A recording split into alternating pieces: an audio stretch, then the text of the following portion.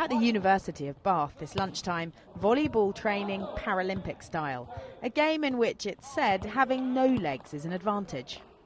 An ideal player to recruit is probably a double amputee who's quite high above the knee, because they've got no legs in front of them. They can get closer to the net. Britain's sitting volleyball squad includes soldiers injured in Afghanistan, as well as men who've had motorbike accidents and those who were born disabled. Britain's never sent a sitting volleyball team to the Paralympics before, but the squad have a place in 2012 as long as the British Paralympic Association decide that they will give a credible performance. So the pressure's on. Rob Richardson is team captain. He's an amputee with 33 British caps to his name. He only took up the sport when he heard London would host the Paralympics in 2012 and wanted to compete, showing a determination perhaps unsurprising in a man who, at 14, chose to have his foot cut off. Basically, I had a sort of deformed foot and got to about 13, 14, and it was sort of becoming an untenable situation with it. So the doctors said, well, you've got two choices. You can have multiple operations, which will sort of hamper your school life and being in and out of school, or you can have one. Parents turned to me at 14 years old and said, this is your decision, you're the one who's going to have to carry it.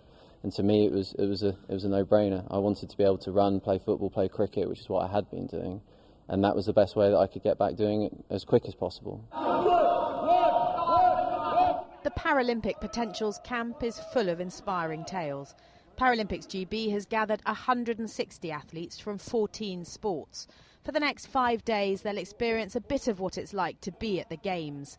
A chance for people like Chris Summerscales, who hopes to shoot for Britain in 2012, to rub shoulders in the lunch queue with medal winners like Ben Rushmore. For the visually impaired judo brothers Dan and Mark Powell to cross paths with gold medal Paralympians. Like Liz Johnson, the swimmer with cerebral palsy made headlines in Beijing when she won gold in the 100-metre breaststroke. Liz Johnson's disability is visible on land, but in water she's fish-like. And no, she hasn't defected to the States. She always swaps caps with an American swimmer also called Johnson. For the 24-year-old, though she never considers herself disabled, in this environment she can truly relax. So being part of the Paralympic team and being in a squad and on a camp like this where there's lots of different sports with lots of different disabilities is the one place where you can be you and you don't have to worry if you have to ask someone to get your steak, or one of the others doesn't have to worry if someone needs to read them the menu or pass them their wheelchair, you know?